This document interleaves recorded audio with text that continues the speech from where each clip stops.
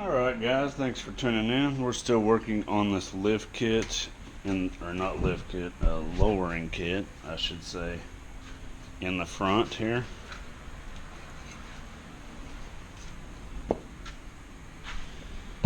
As you can see, I ran into multiple issues, but as you can see in this latest video that I'll probably produce before is I had to change these ball joints out because they were completely shot, so that took a little bit longer time than expected. And then also on this craziness here, you basically have to reassemble this together before you start connecting the upper and lower A-arms to it because of the clearance issues. You can see here how I'm running into clearance issues, so I can't get this all the way in, so I got to take all this back apart, kind of put this together first before you put it up in here. And it even says in the directions that you're going to have to cut some of that off just because of clearance issues. And also, if you run smaller rims than 17s, you got to cut this one too because it runs inside the wheel. So yeah, that's where we're at. Hopefully we'll get most of this put back together today. We've been trying to beat the heat. It's been super hot. Like, we're talking 110 real feel. I mean, just a freaking humid bath. But we got to get it done, so rocking and rolling. So let's get to it.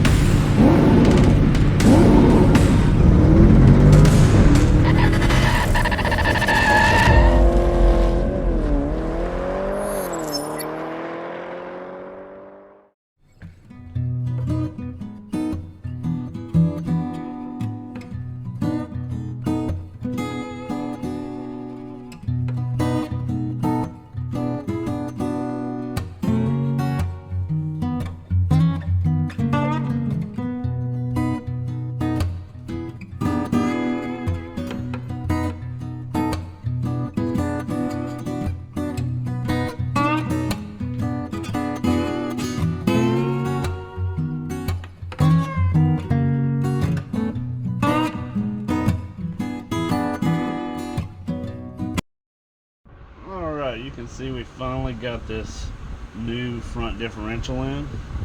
It was a beat now, and I ended up having to change this out because the one that I got was about 45 degrees difference, so it wouldn't lay flat right up here.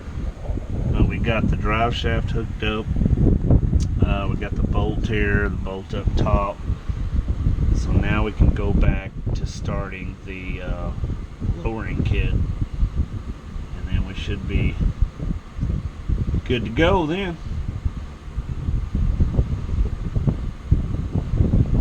Alright, let's get to it.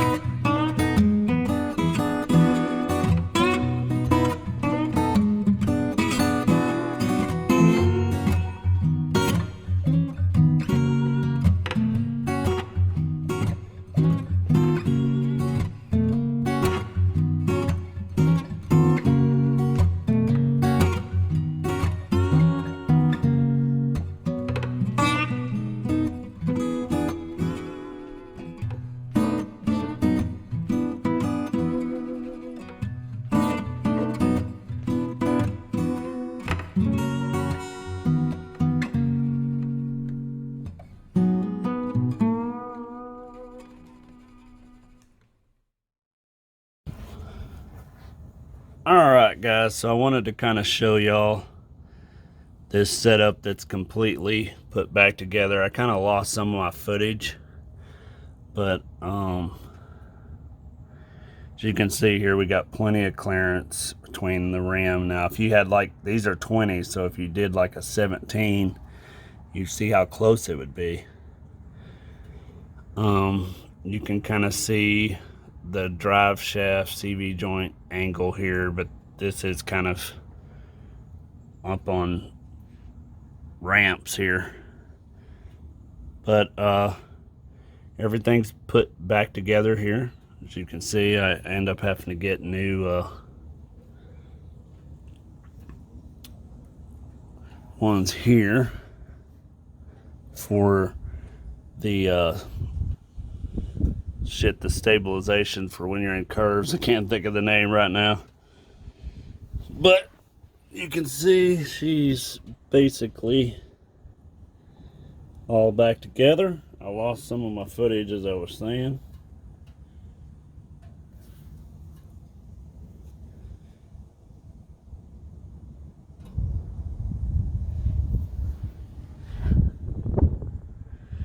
And the front kit, you know, it's not too bad, actually. To me, though, it would almost look better. You see how this steering angle is so high?